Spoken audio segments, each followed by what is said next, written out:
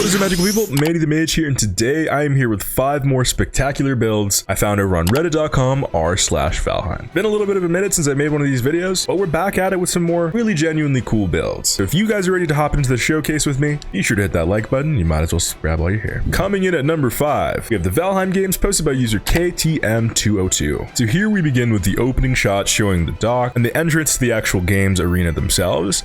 Now I actually really like the idea of obstacle courses and other sort of meta games inside of Valheim itself. Because of the fact that Valheim is so versatile, you can build just about anything. And here he has a little ring of chests to go into. I know this game is going to have a bright future because look at what people have been able to conceptualize. Like, think about it like this. If you and 10 of your friends wanted to compete and see who was the best Valheim player, you could just visit this server and prove it. And there's something so cool about being able to bring 10 friends onto a server and test it out like this. I'm just waiting for a Valheim Hunger Games mod or something like that, but just the concept of testing out your skills in Valheim as well as maybe leveling them up.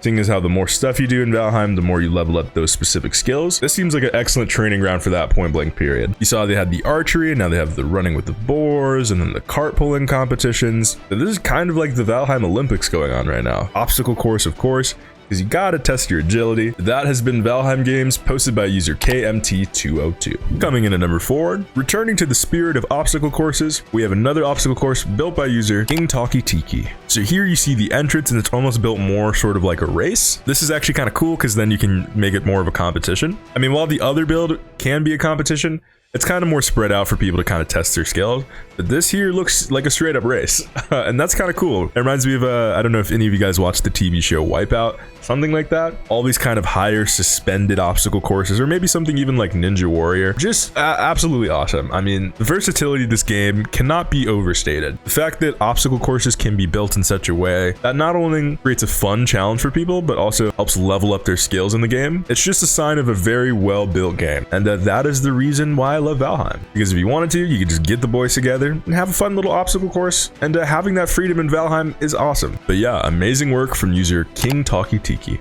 And then coming in at number 3, we have a work in progress zoo posted by user Toho's Real Reddit. So here, like the person stated, they had this idea for a zoo, and the concept of having a Valheim zoo in and of itself is really cool because there's actually a lot of mob variety.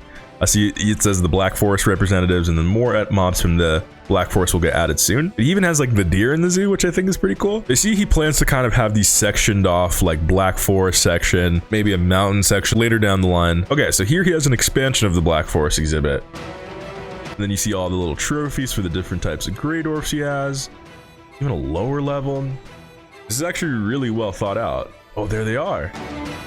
Yeah, the game just has an incredible amount of variety in terms of mobs. So I could totally see this being feasible and being something awesome. I don't know how feasible it is to actually share a server with somebody else, but I would love for in the future people to be able to visit this and actually like have fun in a zoo type experience and see all the different mobs that this game has to offer. Okay, so now that we're done with the Black Forest section, I assume that he's going to the swamp section here. See leeches, skeletons, joggers, blobs, oozers.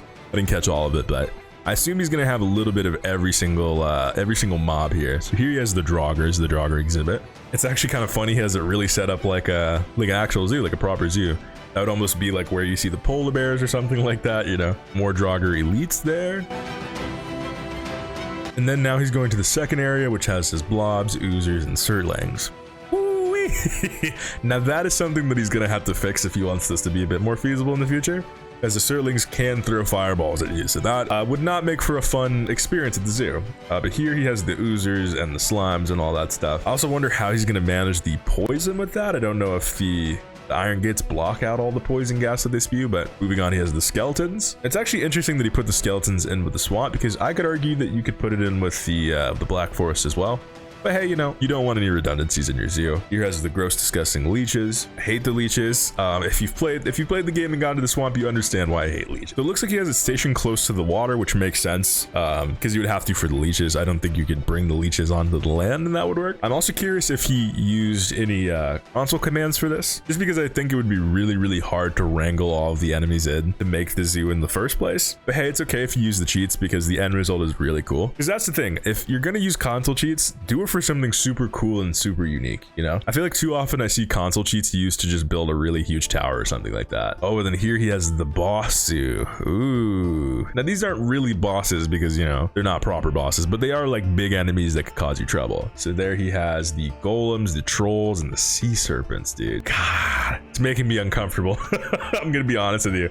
All the enemies that have killed me in this game. Ooh, a 2-star troll. I've never actually run into a 2-star troll in my life, so it's just interesting seeing the differences there. But yeah, that has been the zoo, posted by user Toho's Real Reddit. Coming in at number 2, we have the Seaside Inn, posted by user Aberrant Monk 8. Now here, just like the name suggests, he's went ahead and built a little inn in the middle of the ocean, or at least kind of like close to the coast. I just think the idea of having a sort of sea build in any way, shape, or form is really cool. I just like the aesthetic of a house surrounded by the oceans. It feels very like Ghibli-esque, or I mean, I even compared it to like the Kame house from Dragon Ball in one of the earlier episodes of the series. But yeah, as you can see, he actually has it set up here like a real inn. So you have like little rooms that are numbered, and then it looked like there was like a little lobby to check in, even a little like upstairs like dining room area to hang out and eat and stuff like that. Fish wraps, serpent stew, tasty meat. Just the views, man. I mean, the views alone justify wanting to build out on the ocean. It really, I think he really is in the middle of the ocean. I don't know if I can see any other land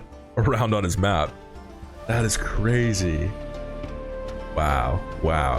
How do you even bring all those resources to get here? I don't want to jump the gun and say that it's console cheats because that could be rude. But yeah, that has been the Seaside Inn, posted by user Aberrant Monk 8. And coming in at number 1, we have the Anor Londo build, posted by user Sayas Plays. As the name suggests, this is a replica of Anor Londo from Dark Souls. Now, if you guys know me personally, I really enjoy the Dark Souls franchise. I even love Bloodborne and Sekiro respectively. So seeing an homage to Anor Londo gives me a weird nostalgia. Because Anor Londo is a place where my cheeks constantly got clapped, but it's also like the mainstay of the Dark Souls franchise. Like when you think of big grand castle gothic Dark Souls, you think of Anor Londo. Now of course this is a bit of a smaller scale Anor Londo, as you can see from the overall perimeter, because Anor Londo in Dark Souls is humongous, and there would be no way you could actually like build that out in Valheim, because it would just be too much. But from what it looks like here, he has a bunch of stones kind of wrapped with ironwood poles, giving a good supportive structure to the castle itself, which you definitely need if you're going to build this big. So that makes me believe that this might not be console commands. I don't know, I'm not too sure. But here he has a little fireplace upstairs, and it's supposed to be the little bonfires that you see in Dark Souls. I haven't played the original Dark Souls in a while, so I can't. Oh, it's supposed to be Gwendolyn. Guinevere, is that her name? Let me know in the comment sections down below if you remember her name. It's the, you know, the giant booby lady. You know who I'm talking about. It looks like he has this built on a little slice of mountain in his world here, which is actually a really cool setting because it keeps true to kind of the mountainy, crispy, white aesthetic of Anor Londo. Maybe not the original game Anor Londo, but Anor Londo in Dark Souls 3. You guys know what I'm talking about. It's been a minute since I've actually played these games, so I can't remember how one-to-one it is, but it feels pretty accurate. I mean, of course, a little bit smaller scale, but here I guess is where the blacksmith should be. I forget the name of the blacksmith in the original Dark Souls game, but yeah, man, absolutely beautiful, gorgeous work. But here we have a final little sweeping shot of the whole thing itself. Absolutely amazing work from Sayas Plays. But with that said, it looks like we've come to the end of the video today. If you guys liked it, be sure to hit that like button, and if you're new here, you might as well subscribe and leave a comment down below letting me know what your favorite build that we showcased today was. I like to at least read every single comment I get, so don't be shy. But with all that said, I've been Manny the Mage, and I'll catch you guys in the next one.